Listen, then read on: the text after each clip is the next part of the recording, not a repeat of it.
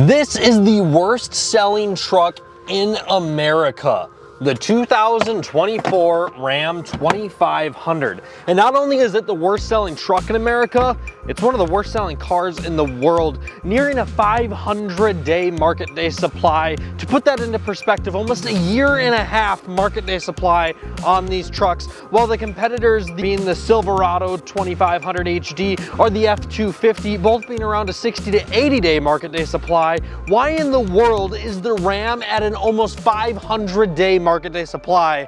Today we're gonna dive deep and find out.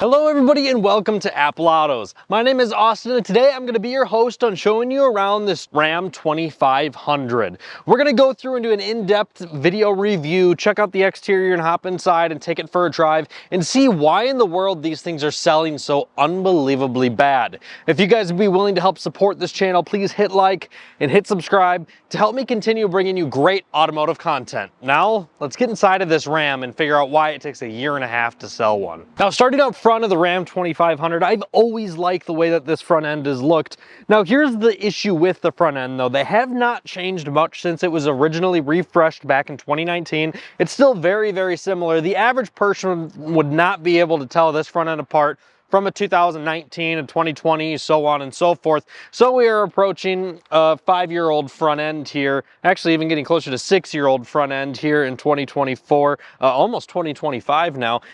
It looks really good. I think it looks super good, but when we talk about the competitors, they're constantly tweaking every little thing on the exterior, like every 2 years, where the Ram here has been the same for so long that I think people are starting to think it's a little bit dated, and maybe that's part of the reason that it's starting to affect sales. However, because of that reason, because they're starting to become so dated, it makes the price on these a lot more appealing than the competitors.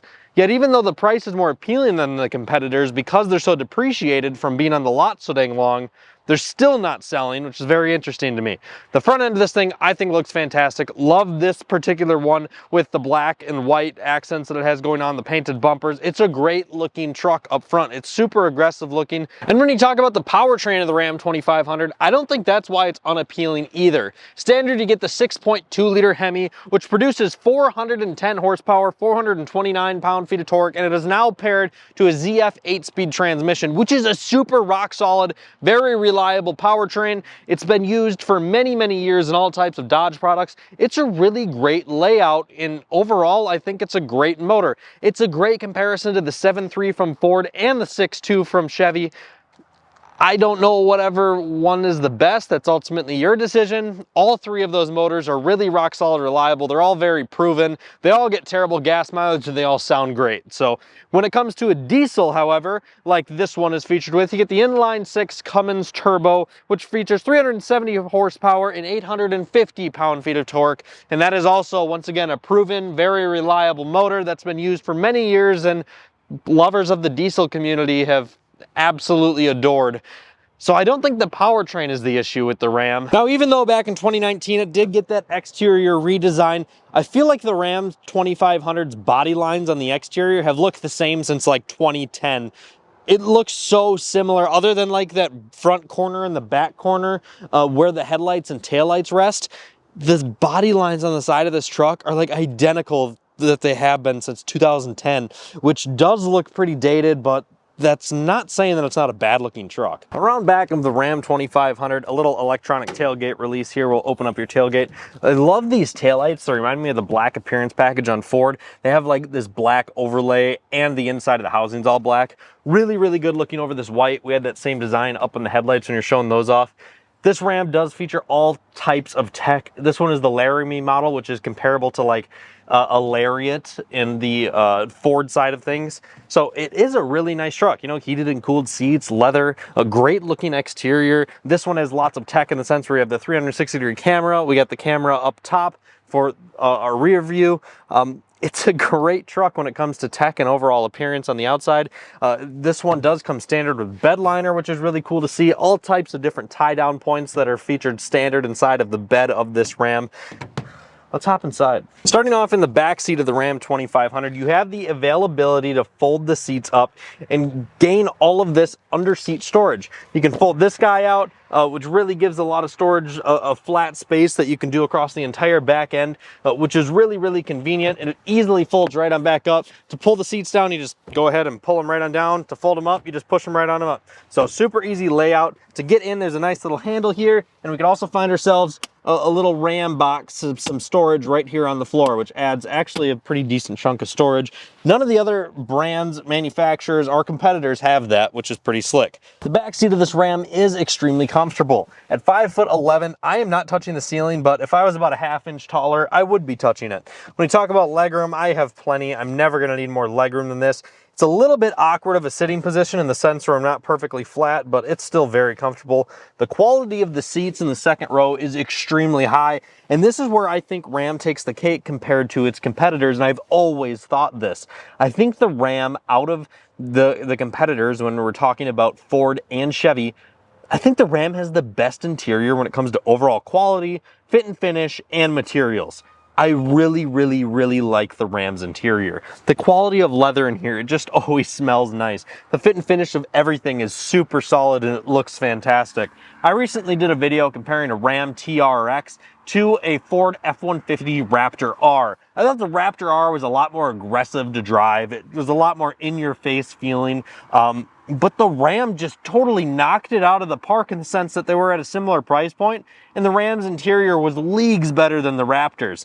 The Raptors just feels like a standard F-150 with some leather, where every Ram you get in the higher trims just feels so nice. The plushness, the Alcantara everywhere, the designs, the material choices, the colors that they use is so much more premium feeling than the competitors, in my personal opinion. And if you don't think so yourself, let me know why you think differently down in the comments below, because I just think there's no comparison when we're talking about the competitors when it comes to interior.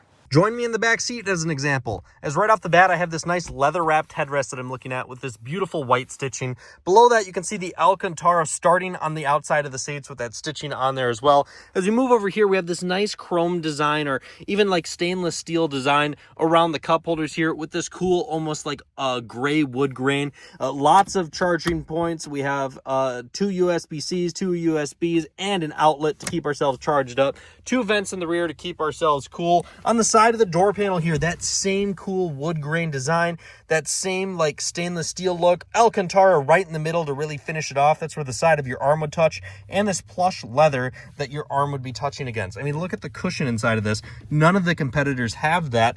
Such a comfortable, well put together interior. And just the thought and design that they put into these seats, with the perforated leather in the center, going back to the standard leather, little Alcantara around the outside for a nice design. They really are a nice looking set of seats in the rear. And when we fold this down, we have ourselves a couple cup holders as well. And if 4 cup holders wasn't enough, they even made sure there were 6. Just look at this plushness in the second row. And remember, this is just a Laramie. This isn't the highest trim.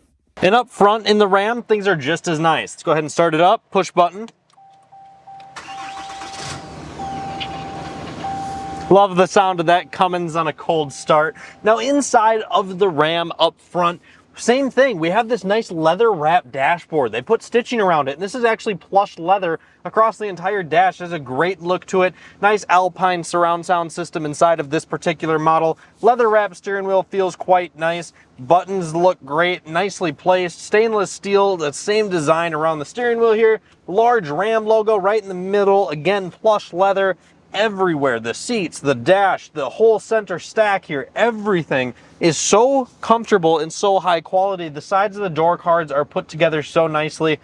They just did such a good job with this whole entire interior. It's astonishing to me. Setting off in the Ram 2500.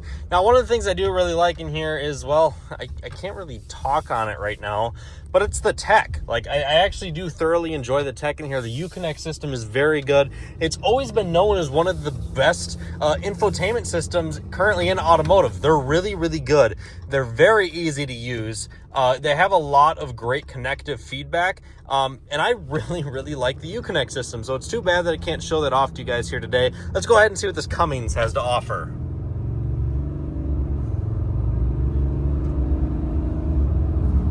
I won't lie, it's definitely not the quickest truck in the world, but it does sound great, and it obviously isn't made to be quick.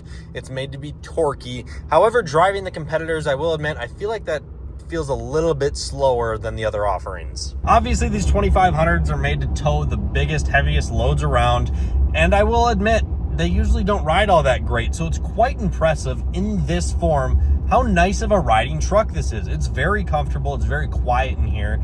It feels very refined. They're very nice feeling trucks, very luxurious feeling trucks, which I quite like. By no means are these big trucks made to handle, but when you do put in some input to the steering, they are quite responsive. They're pretty responsive trucks in the sense where I have feedback through the steering wheel. I can tell what's going on, and overall, it is a very easy truck to drive with how unbelievably large it is. And the mirrors definitely help with that. They are huge.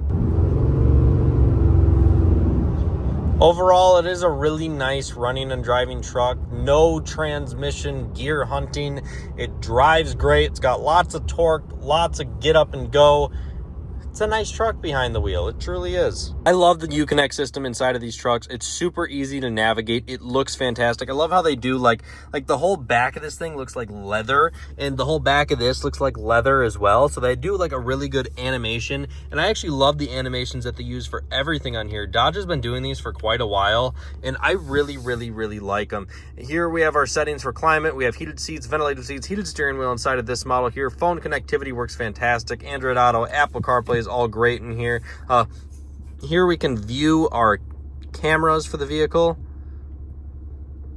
Here it's letting us look at the cameras for the vehicle. So I'll just go throw it in reverse, where you can see our 360-degree camera, which is pretty cool. Lots of different options. Make it very easy to back up and park a trailer by yourself. And just all of this setup in here is very well done. I like that we still have physical climate control buttons.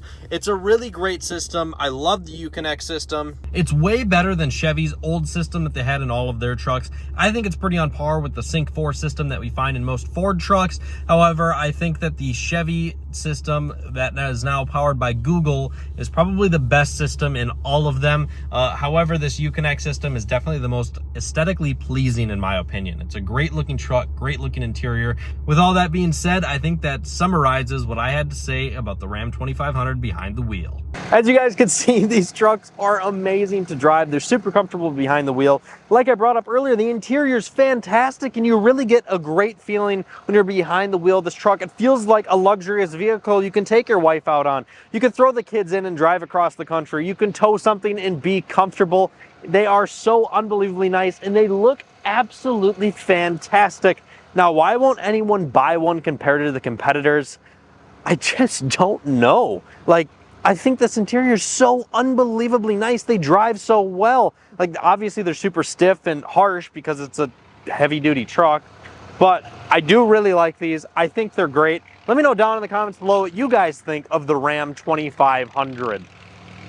I think that more people need to buy one because it might not be that much longer that you can get these with the 6.2 and a Cummins. I don't know what's in store for Stellantis in the future, but I do know as of right now, these are the powertrains that I would go with.